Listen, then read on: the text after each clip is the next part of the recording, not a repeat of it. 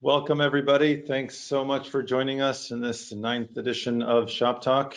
Appreciate your attendance today. We've got an incredibly packed schedule with a lot of really good stuff. So I don't want to waste any more time. We've got a 14-minute video coming right up. So let's go ahead and just get right into it. This Shop Talk, we're going to be talking a little bit more about workshop, customizing your Matterport models, what we started last week. So this is part 2 of that. I'll be covering more tools, the 360 views and photos. And then later after that, we'll be talking about the blur tool with Håkan, has joined us again. So thanks very much for that, Håkan. And then we've got Indy Sen, who's back joining us, talking about the LiDAR with the new phone that was just introduced, so the iPhone 12. And then we'll talk more about updates coming up with regards to support for the Pro 1, new account features, and educational promo. And then, of course, we'll have the Q&A, which we're looking forward to at the end. And so, yeah, so today we do have with us Håkan and Indy. Thank you guys so much for joining me today. Thanks for having us. Yeah, our pleasure. So as I said, we've got a lot of stuff to cover. So we do want to get going. But again, thanks guys for taking the time. And so let's just go ahead and get right into the first video. We'll talk about the 360 views, photos. I even talk a little bit about the P key. This is something that not a lot of people know about, so we'll cover that a little bit. Without further ado, I'll just go ahead and share this video with you guys.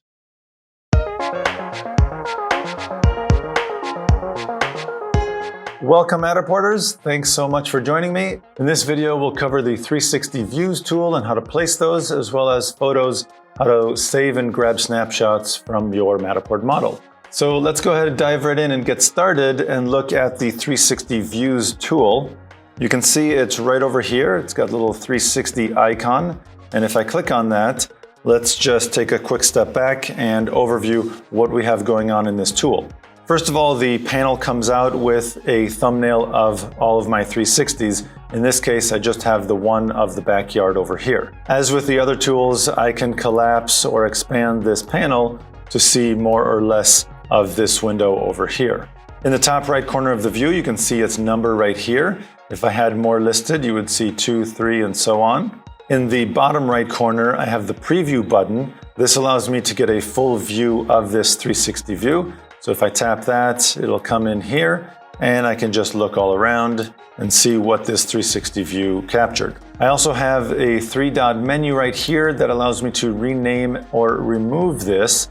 It's not going to delete the 360 view from this panel. It'll just remove it from the model. So for example, if I press the number 2 to see my dollhouse view, you can see my 360 view is placed right here.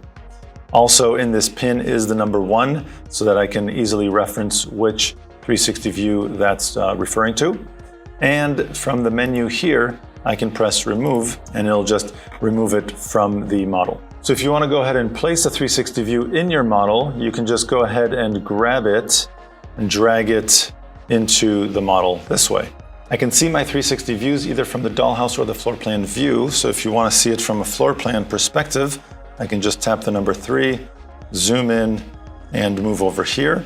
And I can just click and drag this 360 view. Now, when I do that, you'll see this dotted line pointing towards the 3D view that it's going to be connected with.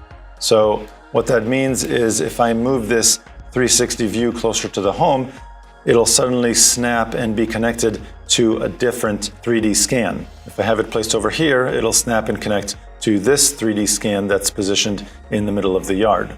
Now, it's really important to notice the rotation of your 360 view. It's not going to be enough to just position them where they were captured. You also want to make sure that the 360 view is rotated properly. So you can either tap the 360 view and then press the rotate button here, or you can just tap the thumbnail up here to select it. And again, just press the rotate button here. You'll see that the 360 view expands. And to get a better image, I can just kind of move it over here, zoom in a little bit, and I can grab it and rotate it. So this is really important to properly rotate it because this is going to affect the user's experience when they navigate to the 360 view. So this looks right. Now I can just go ahead and click anywhere to make that go away, and I can zoom out again. Now let's go ahead and test this and see what it looks like. So I'll go ahead and zoom in here to my 3D scan and turn around, and you can see the portal is right here to my 360 view. If I just click on that, it'll take me into my 360 view, and you can see why that rotation was so important because I'm still facing the same direction. I have to turn around in order to see the house as well as get back into the 3D scans from which I came. Now, I just wanted to point out one last thing, and this is really not that critical, but if you just want to give that extra little something for your visitors, if you'll notice, when I'm in the 3D view or the inside view here, this thumbnail appears when I roll over the portal with my mouse, and it just kind of gives me a quick preview of the 360 view that I'm going to enter. Now, in this case, you can see that I'm looking at this play structure, but the thumbnail is of the house behind me. So if you want to kind of give your visitors that extra little something with their navigation, make it just a little bit more intuitive, you might want to make that thumbnail of what they're going to see when they step in there. So in this case, it might be a thumbnail of the play structure instead of the home behind me. Unfortunately, there's really no way of adjusting this thumbnail after the 360 view has already been captured when you're out there on site. So this is really something that you have to kind of think ahead and see. Again, not super critical, but just a nice to have feature. So when you're out there and you position the 360 view and you know roughly which direction they're going to be coming into that 360 view from, then you can position the camera accordingly to process the thumbnail. And what I mean by that is if you're using a Pro 2, for example, the direction the Pro 2 is facing when you first start your rotation, that's going to be most of the thumbnail. So it's going to be a little bit more than just that. So if you roughly point the camera in the direction of the 360 view and where you're going to be when facing that 360 view, then you'll know that the thumbnail is going to be pretty close to accurate. So in the same way that you would point the Matterport Pro 2 in the direction of the thumbnail that you want to be associated with your 360 view, you're going to want to do the same thing with a 360 camera. Point the front lens in the direction of the thumbnail that you want associated with your 360 view. With the Ricoh system, that front lens is going to be the lens that is on the opposite side of the shutter button.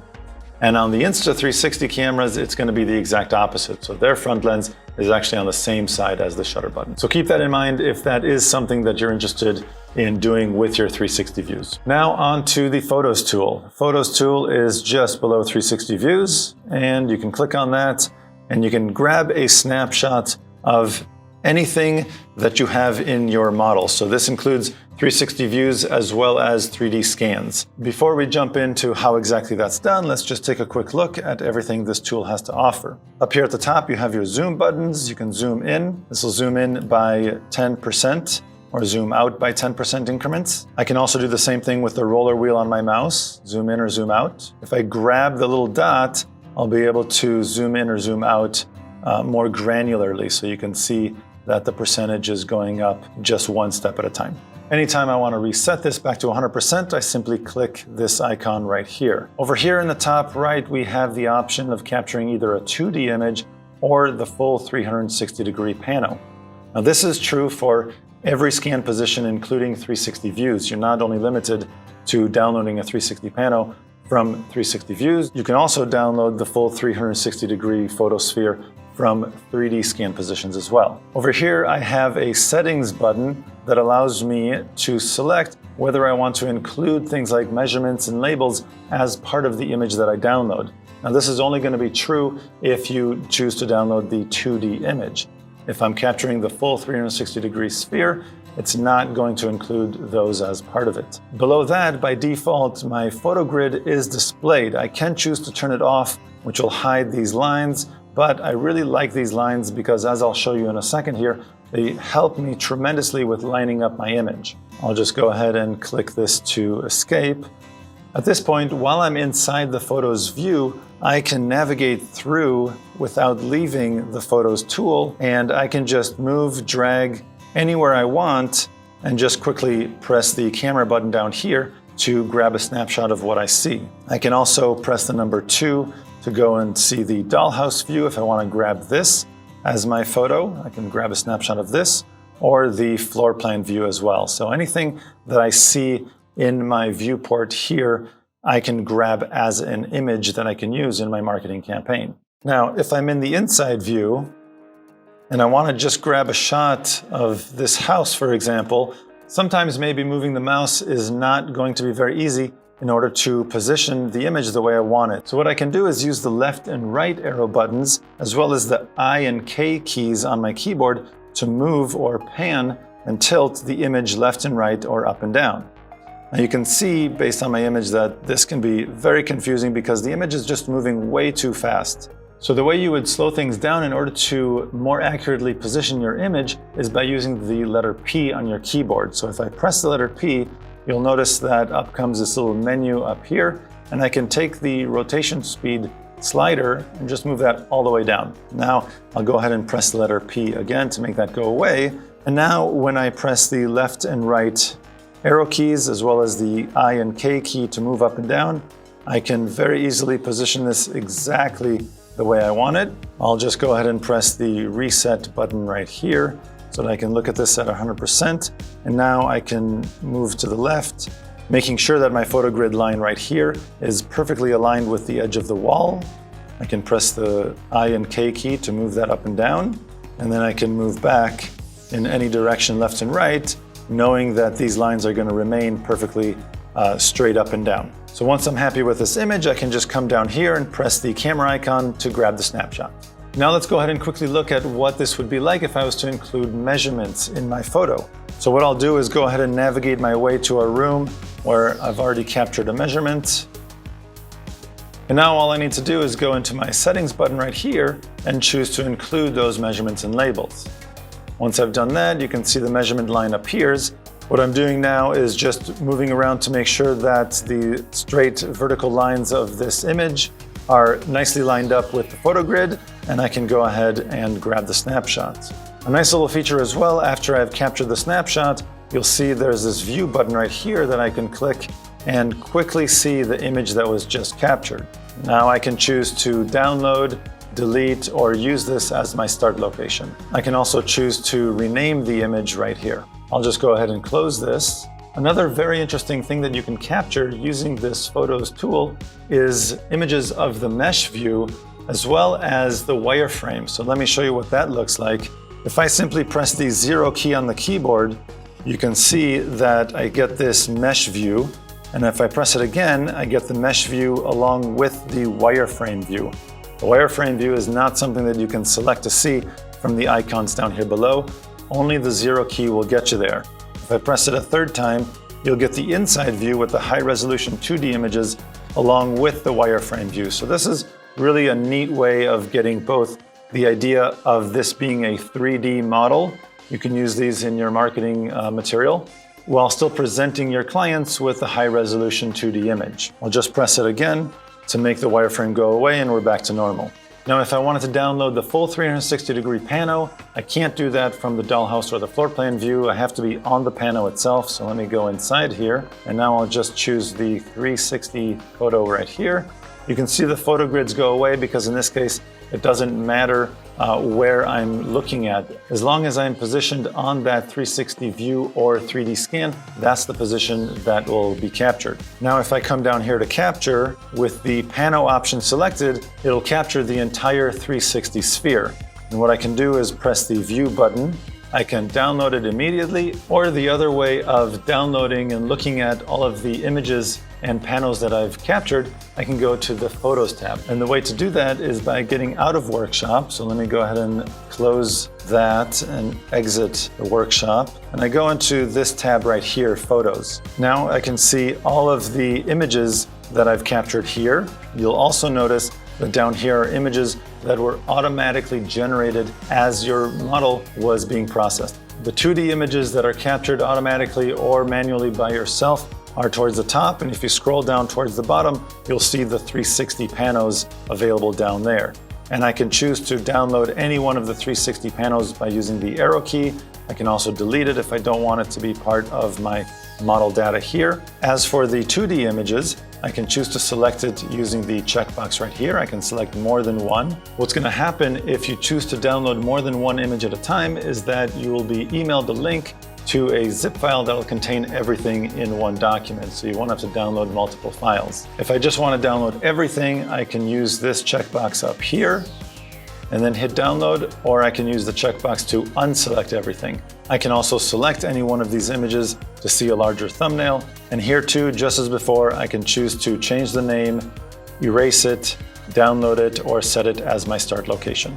I really hope this information was helpful to you and that you'll be able to very easily go into Workshop and take advantage of these tools to customize your model.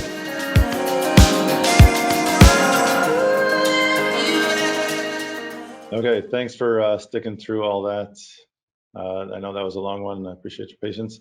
All right, so with that, Håkan, what's going on? Thanks for joining us again. Hi, how's it going? Super.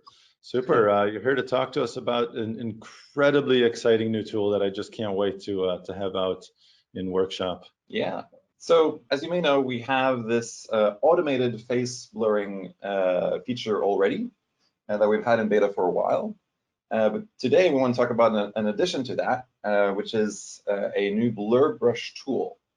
And this will be a little bit of a sneak peek. It's not ready quite yet, but we want to show you what it's all about and how it works. So we call it the blur brush. And essentially what it will do is give you full control of what you want to blur in the space. So this is in addition to the current automated face blurring. So you can basically use both. You can use the automated face blurring first, and then you can go in and basically blur more things as well, and obviously not faces. This can be used for anything. So we have a little preview video for you. So Amir, if you can run that, that'd be great.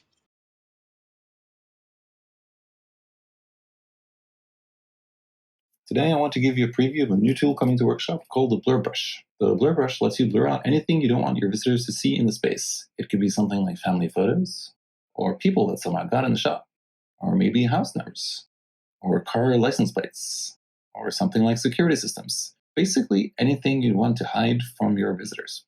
So how does it work? Let's go ahead and click the blur icon and add a new blur. The cursor turns into a brush, and you get this little slider here that you can use to control the size. Let's keep it fairly small for now. Then just click on things you want to blur, like these photos here. The more you brush back and forth on the image, the more it blurs. When you're done, just hit the check mark. All right, that'll do it. At this point, you can click around and select the blurs. I kind of blurred one of the photos a bit too much, so I think I'll just redo this one. That looks great. Now I just need to do the other angles that see these photos as well. So let's do this one real quick. Let's go a little bit smaller, turn on the size here, since I zoomed in.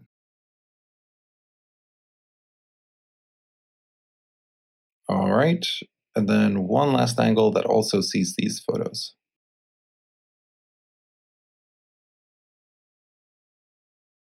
All right, I think that looks good. The blurs also appear in the drawer on the right here, so you can click through them and make sure they all look good.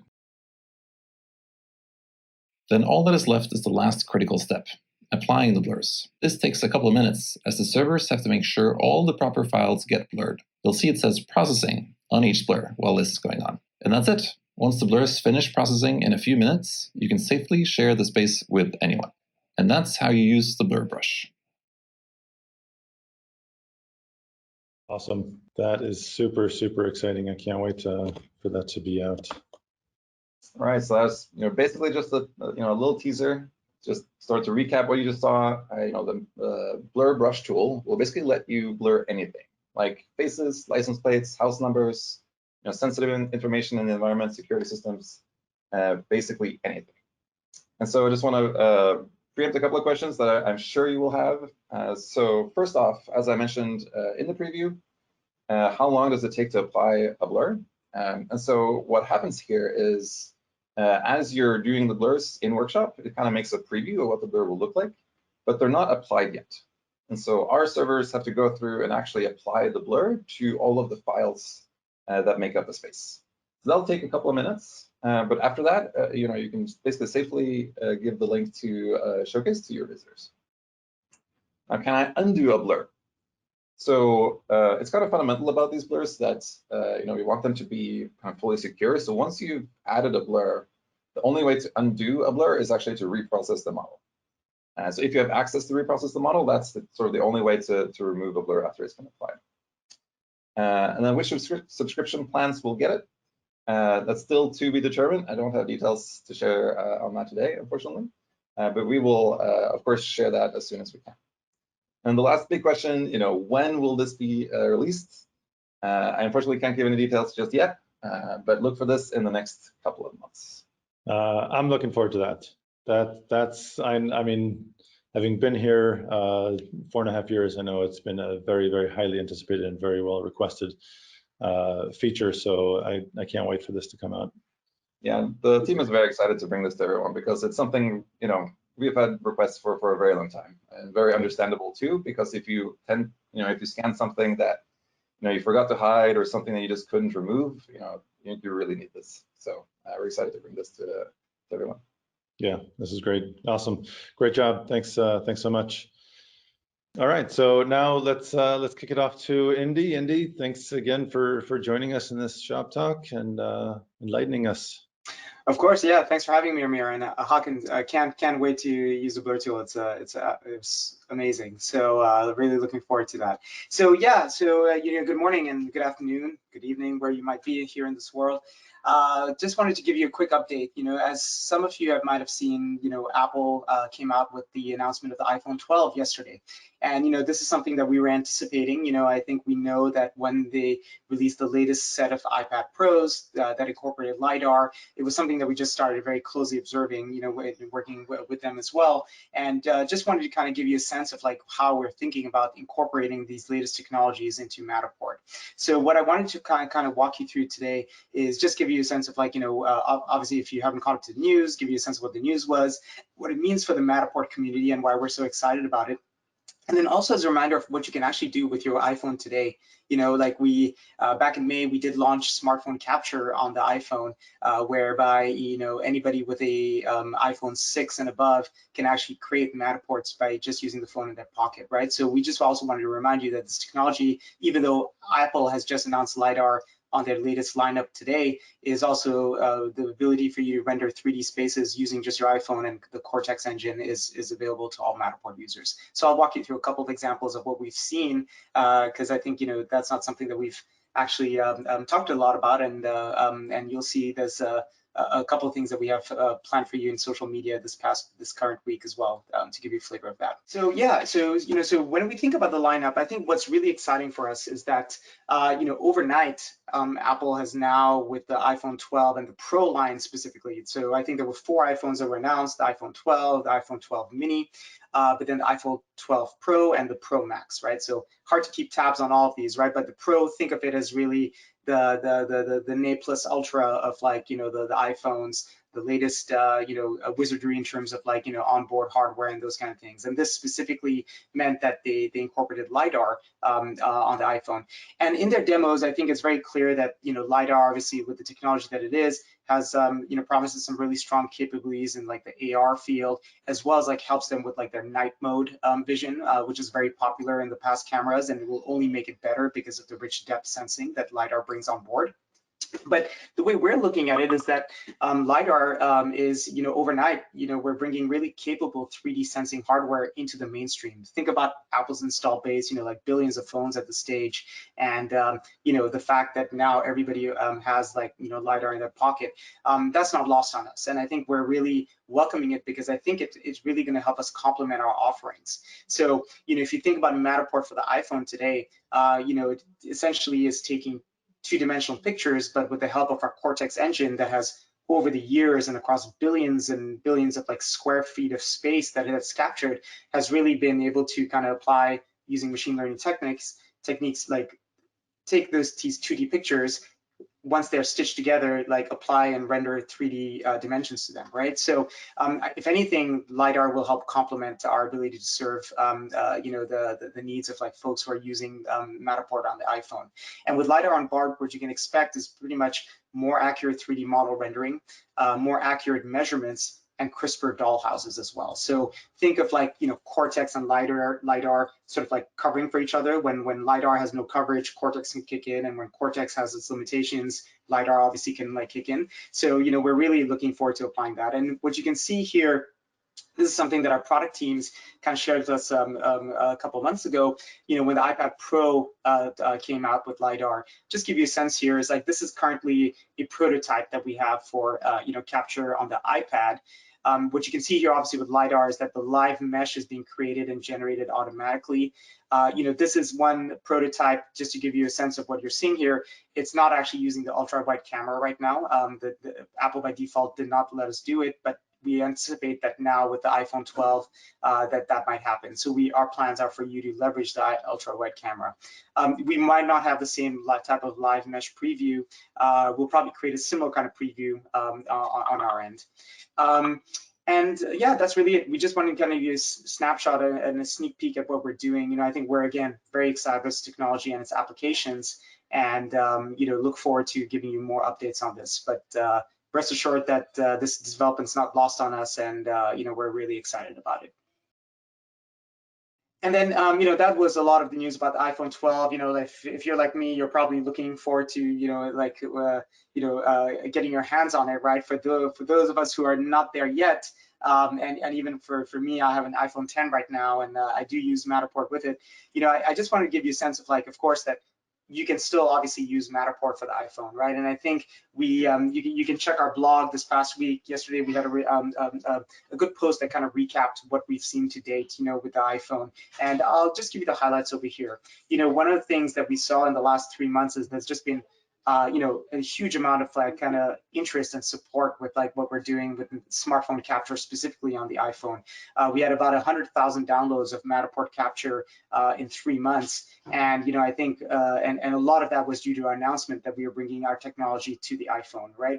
And out of those 100,000 models, like the top 100 models have generated well over 120,000 views. There's a retailer in Chile that had, took a Matterport for store, and this is during shelter in place, and that alone garnered about 6,300 views on that shop alone, right? And she added Matter tags, which is like e-commerce capabilities, or like call-in orders for the store, and people can just pick them up, right?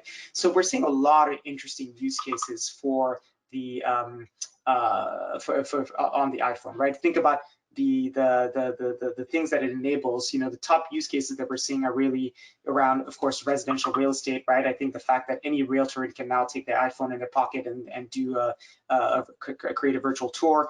Retailers, right? A lot of small businesses and clothing, furniture, anywhere where Matter tags can make a difference, and encourage people to either go to the retailer and visit, or just get a snapshot and say, hey, this piece looks really nice. I wonder what. Let me get more details on it, right? So all these experiences where, unfortunately, with COVID and shelter in place, you can't no longer like go be there.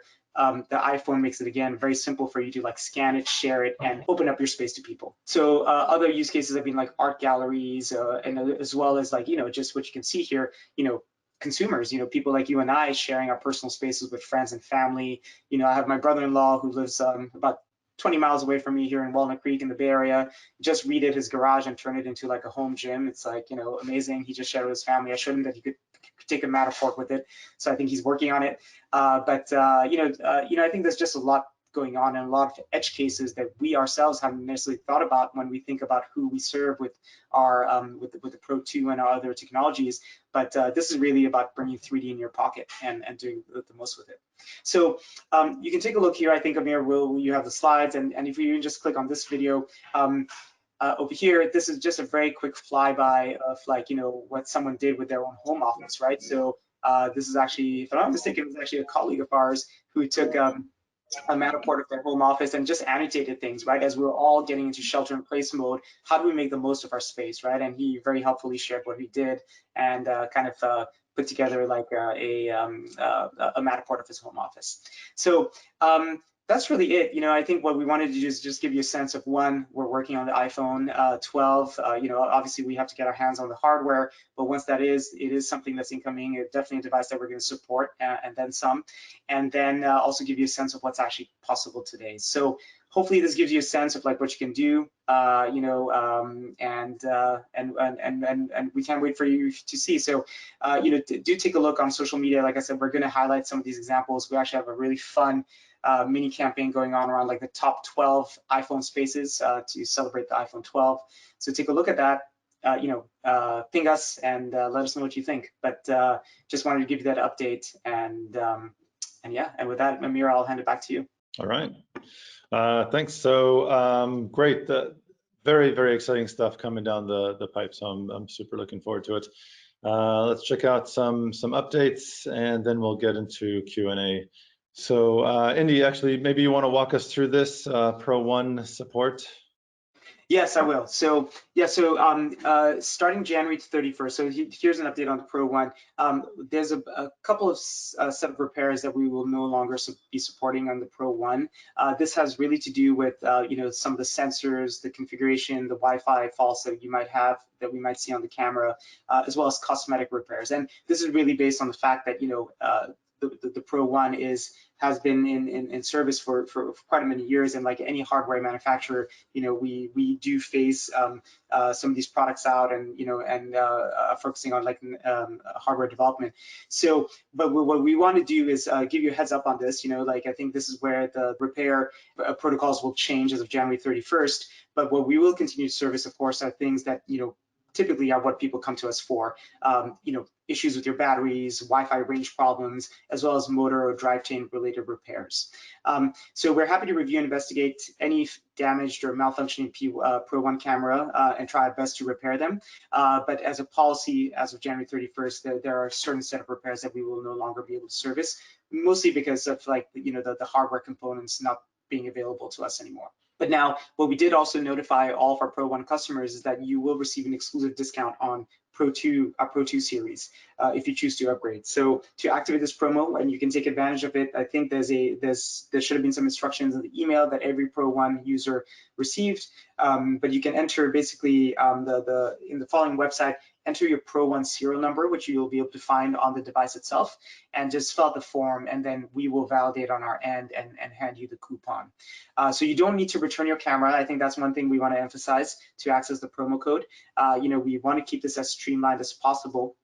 But that's really, we want to stand by you, of course, and the fact that if you have the Pro 1, that means that you've been a Matterport customer for quite some time, and we want to make sure that you can take advantage of this offer to upgrade to the latest hardware. So that's the update on the Pro 1. All right, fantastic. Thanks for that. So another change that was recently made is in your account settings, and that has to do with changing your plan. Previously, you may or may not know or be aware of this, that customers were only able to upgrade their plan, and any kind of other change, if it was they needed to downgrade for whatever reason, then they would have to contact Matterport, and that of course is a bit of an inconvenience and slows things down. So now you can actually do all that on your own, which is a really nice benefit. So if you go to your settings, if you go up to the top right, there's a little settings drop down there, and go into the billing section of that. Of course, only the billing and account owners can do that. Not any collaborator or admin has this kind of control. And you'll see that change plan button right there. So you can choose whatever plan you want very quickly. And last thing is the education promo. I could probably use a little help with this one as well, Indy. Maybe you know more about this. Yeah, absolutely. So I think I want to say maybe about 2 or 3 weeks ago, we began running this promo with specifically, right now we're focused on North America and K through 12 schools, so elementary through high school, to basically offer some of these institutions the ability to get a free scan of their building and facilities. And the rationale behind this is that as many of us, and certainly here in North America and the U.S., we're still not out of the woods, obviously, with what's happening with COVID, and a lot of schools are still basically doing distance learning. And this is all, we feel that there's an opportunity for us to kind of step in and help some of our educators and these institutions to kind of go back and plan for what back to school looks like post-COVID, or even during COVID, what back to school planning learning can look like. So where we decided to run this promo, it offers not only a free starter plan for folks who want to use and try Matterport and capture their school, but also up to 50 free scans using capture services for you to kind of come and capture your facility. So you can find more information at matterport.com/education. It's something that we started, we're starting small, but if there's the interest here, and as our capture services network is deployed around the world, it's likely something that we'll look to expand to other territories, as well as like even in higher education. So if you are feeling very strongly that you want to help your local community and your school to help plan for what these contingencies are, let us know. You feel free to direct them to that link. We have had a bunch of submissions that we're reviewing right now, and we're just trying to help here. So if you do have anybody or any parents or friends who are parents who have are looking to maybe help their schools and local schools get back on their feet, do let them know about this, and we're here to help. Awesome. Yeah, that's really great. Love that. I went to my local school and offered it, and I think it can be extremely beneficial for a lot of reasons to any school, especially in this time. Yeah. All right, great. So last but not least, before we jump into Q&A, as you may already know, if you go to the resources button at the top of your Matterport.com page, you'll find support right there, which is going to lead you to kind of the hub that is everything support related. So you can link from there to the help center. It's got most common FAQs on that page, as well as phone number and contact information with a support team. If you are in the US, this here is your phone number, 408-805-3347. If you're not on that same page, if you scroll down, the relevant number for your location is going to be displayed. So depending on where you sign in from or log in from. And the email for everybody, support@matterport.com. Please take advantage of that. And that's it. So as always, for any admins out there, just make sure that your account information is up to date. This just helps a lot when we need to send out any kind of notifications or emails. We send it to the email that is on file, and if that's not up to date, then you just won't be able to get those communications. So just make sure that's there. And finally, stay connected. Get to our Facebook page at facebook.com/Matterport. Just a great way of keeping your finger on the pulse. It's everything that is Matterport related. So all the updates, anything that is happening with the company or things like that. And last but not least, on our Moog community, it's MOUG, another Facebook group that you can definitely encourage you to look into if you're not a part of that already. We get a lot of views into these amazing models that people have shared with us, and it's just great. So if you'd like, you can take advantage of this nomination form at go.matterport.com/nominate-your-space. And let us know about your model, and so we can put it on the in the gallery and in the Destination Everywhere site, so everybody can enjoy it and see it. And of course, it allows you to add that model as being part of these platforms to your portfolio as well. So with that being said, I'm just going to leave this up, and we can go ahead and check out some questions.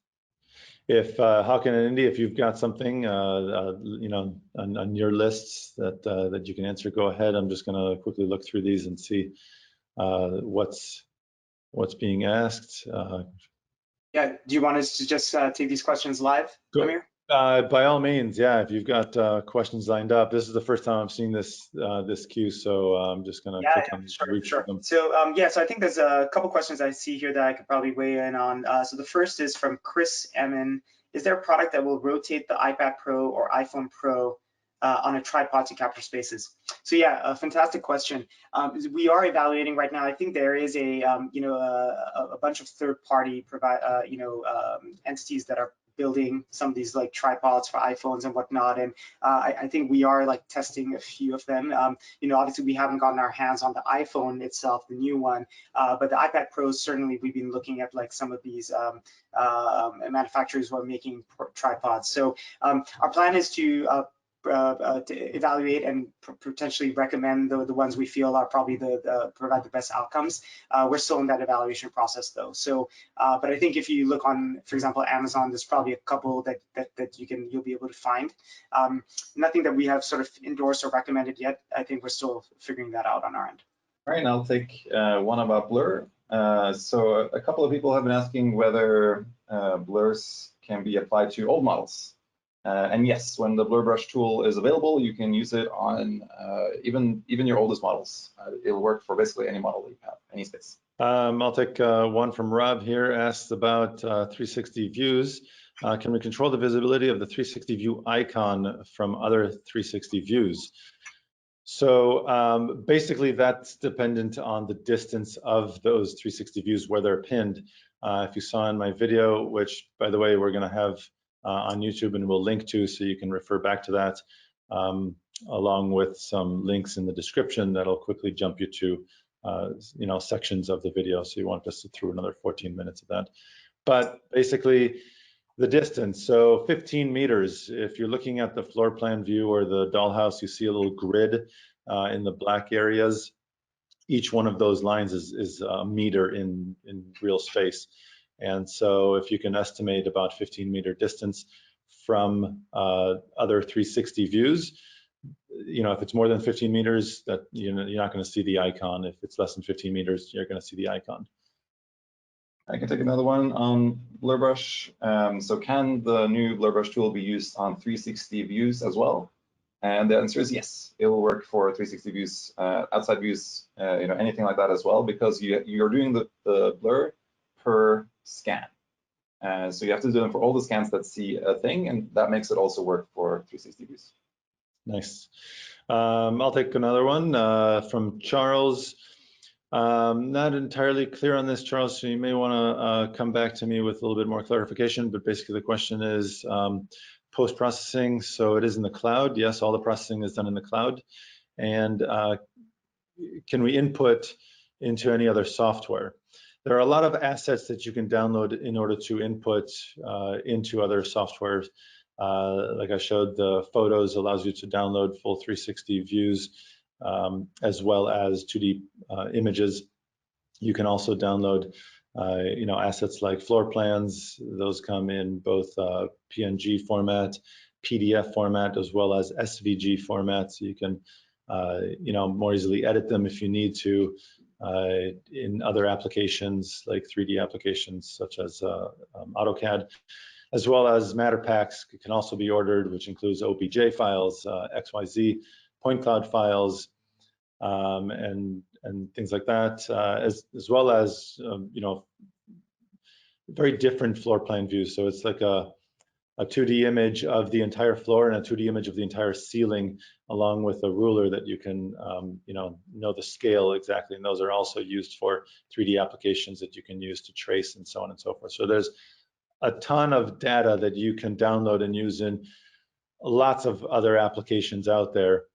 The only thing is the 3D model itself can't be, because that requires showcase. So that's a problem, and that is just not possible. You can't have that out of the cloud. So I have another one. When will the blur tool be available, and will it work on mirrors? So as I mentioned, today was just a preview. We will launch this feature, kind of slowly roll it out, hopefully within a couple of months, but I can't say an exact date just yet. And about the mirrors, yes. So it will work to blur if you, for instance, see yourself in the mirror. You can definitely, blur yourself out. It might not totally remove you, right? Because a blur,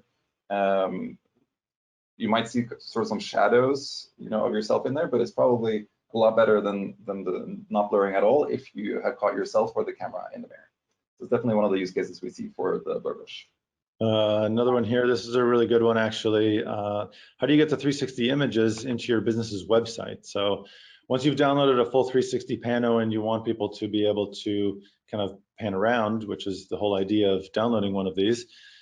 So there's a lot of different things you can do. One of them, they're scaled properly. So Facebook, for example, recognizes it as a 360 image. And so it'll just automatically work if you upload it directly to Facebook and your Facebook business site. But if it's your own website, then what you need to do is probably have it hosted by a 360 image hosting platform. So one that I've personally used in the past and seems to work. I haven't used in a while, so you may want to go there and just see what the new offerings are. It's called Momento 360. And so momento360.com, I've posted some 360 panos to that website. And then I can actually take those panos and even embed them into matter tags by using the share link. So you can also, in the same way, I'm sure, embed those into your landing page or anything like that. Amir, I had a couple questions here. Kathy Lee, what is the discount with Pro 1 for a Pro 2? So good question, Kathy. I was just also answering you directly, but I think it might be beneficial for anybody who's tuned in who might be interested to know. So the discount with the Pro 1 for Pro 2 is currently $700 off until November 30th. And then past that, or if you have any issues or you want to take advantage of it, it will be $500 until December 31st. So those are the parameters right now that we have set. If it extends into next year, there might be, we haven't set a specific date. It's likely that we'll carry over that $500 discount through a certain point in time. Just stay tuned for communications from us. I think what we'll do is that we will send a reminder to every Pro 1 owner to take advantage of these. So just to repeat, it's $700 off until November 30th, and then $500 off until December 31st. All right, I have another one that is actually from last time I was at Shop Talk. I talked about some new changes coming to Highlight Reel that would allow you to change the speed of many different parts of the Highlight Reel. And someone is asking, when is that coming? When will that be available? So good call out from last time. It'll actually be available to everyone in beta starting later this week. So we will basically give everyone the capability to try out the new Highlight Reels as soon as tomorrow. They'll probably roll out, over the next couple of days. So looking forward to that, and looking forward to your feedback on it as well. There's a little kind of feedback button still when you get access to this feature. And so we're looking forward to hearing what everyone thinks about that. So that way you don't have to use URL parameters anymore to control the speed of a Highlight Reel tour. That's actually also very exciting. Looking forward to that. All right, question from David. How are you able to get scans outside and be able to have that same feel of the 360 scan? So personally, when I go out and scan, I'm a bit of a traditionalist. When I'm inside, I do 3D scans, of course, but anytime I go outside, I'll do the 360 views. And the reason for that is because of the dollhouse. I like the dollhouse. I like to see into my dollhouse. When you scan 3D scans outside, you're capturing that exterior wall, and that's not going to allow me to see through that and into the room on the other side, inside the structure. So for me, David, I like to do 3D scans inside, 360 views outside, and just place them as I showed in the video. All around the backyard. You don't want to go too nuts with it. It's not necessary. You can just have one or two in the backyard, another couple in the front to have that kind of nice hero shot from the streets of the home, and that's about it. So, and that's true for any industry. If you're doing construction, insurance, whatever, if you're outside, I like to do 360 views, and if you're inside, I like to do 3D scans. That's again just my way of doing it. I have another one about matter tags. So is there a way to upload several photos to a single matter tag? And there may be a service that allows that you can use through Embedly, which is the way media matter tags work today. But I'm not aware of exactly which one that would be. That's not something that we see a lot. You can use links, so you can add several links in there, but not actually have the full photo. What I will say is this is a problem that we are looking into in general. So sometime next year, we are looking to improve meta tags and make things like using images in Matter tags easier. So stay tuned for that. Yeah, and just as a workaround also, you could have images as pages in a PDF document, for example. It's not a great workaround, but for the time being, you could do that and just embed the PDF. When you embed a PDF in a Matter tag, it does allow you to actually scroll through all the pages in that PDF. The only problem is where you're going to store the PDF. So if you do have, some kind of web space online, you can easily put it there. But I haven't really found a great solution, like you would have for photos and things like that, to host the PDF. But yeah, if you've got some web space, you can go to GoDaddy and just get some of that, put it in there, and then you can link to that PDF. I have a few more. So Diana Cecilia Hayes, good question. Could you do the same community service that you do for the elementary schools for some of the voting election sites, like the ones that are located in the middle of 55 and above senior housings? That's a really good suggestion, Diana. Certainly something our team can look at. I think for us, just operationally, it's standing up a promotion and then maybe making some kind of announcement. If you do have any suggestions on like maybe some specific facilities that you think about, maybe I'm just looking at the date here. We're fast coming to what those elections will be and where that information will be relevant. Let us know if there's specific sites you are. Maybe we can have a more targeted approach. But I do like the idea. So I'll talk to our content team about it and the promo teams about this, because it would be worth looking into. Okay, and then can you? Got a question from Mallory. So Mallory asked, I'm looking to upload the showcase of the 360 into my website. So basically, Mallory, if you're on your ONL page and you go to the share button in there, you'll get a little window, and you'll find two links there. One is the link and another is embed. So if you're putting this, if you want to embed the showcase into a landing page on your website, then you would just click on the embed link, and that copies the entire embed code. So you can easily pop that into your website and embed an iframe of your showcase, basically. So you can tweak that a little bit if you want to, adjust for size and things like that. But yeah, that's basically how it's done. It's really easy. All right, anybody else? We're getting close to the end. We probably have a little bit more time for a couple more questions if anybody's got lined up. Yeah, I see one here. David Leon, can you talk a little bit more about the advantages of using Pro 2 or Leica versus using iPad with LiDAR capabilities? So I can take that, Amir. I know you probably have some thoughts here too. I think here the essential is really it's about the right camera for the right job, right? If I think about the Pro 2 and the Leicas, those are really used in industrial use cases and commercial or residential real estate use cases where the quality of the image matters, the draw distance, the ability to kind of capture outdoors versus indoors are all of paramount importance, right? And even like being able to take pictures in 4K, and then of course also speed of capture, right? Like with both the Pro 2s and the Leicas, the ability to kind of very quickly, capture things within a couple seconds, move it to the next point. On the iPhone, unless you have a tripod, you're still kind of, you have to find the right piece of equipment to capture things in the right way. But also, it's more of a manual process, right? There are more like rings that you got to capture versus the Pro 2 and the Leica being just one shot because of the field of vision. So I think that's how I would talk about that. I think, of course, right camera for the right job. I think the iPad with LiDAR and the iPhone with LiDAR are going to be very capable as well. So I think it's probably going to be more of a matter of like, what is the use case that you're going to have as a photographer? Are these, quick residential real estate jobs, or, like even like specific rooms?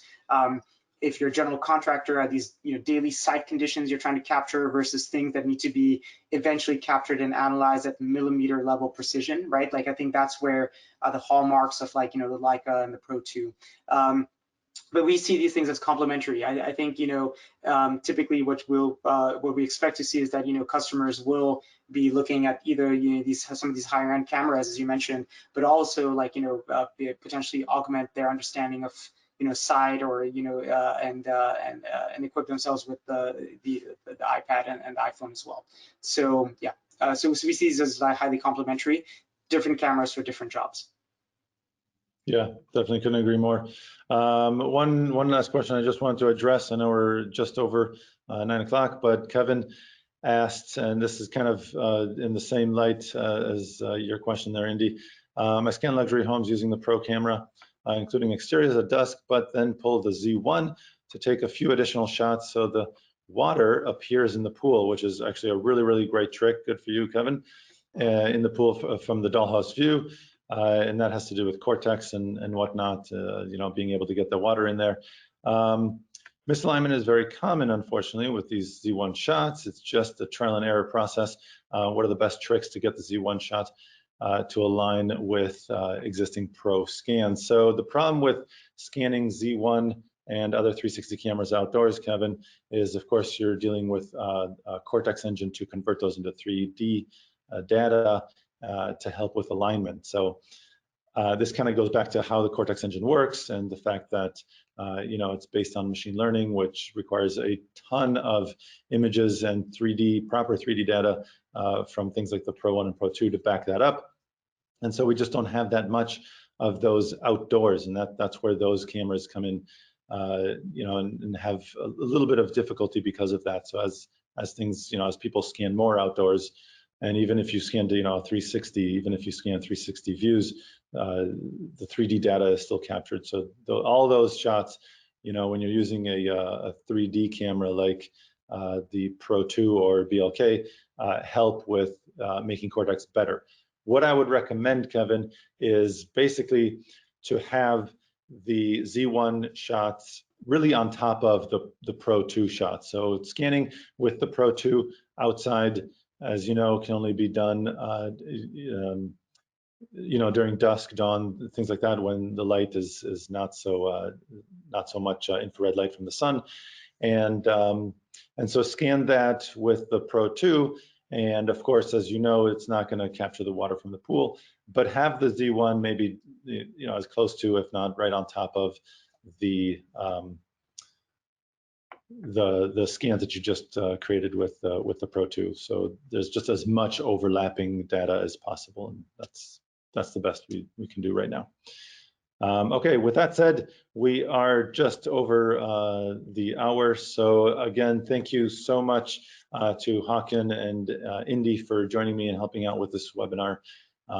Truly amazing stuff. Really appreciate it. Thank you, man. Thank you. And thank you everybody for joining us and asking all these great questions. This is exactly why we do this and why we try and help this way, giving you as much information as possible so you can take advantage of the tools at hand. So please come back another 2 weeks. We'll be back with more information and hopefully more questions to answer. And until then, take care and stay safe. Thanks again very much, everybody. Bye-bye.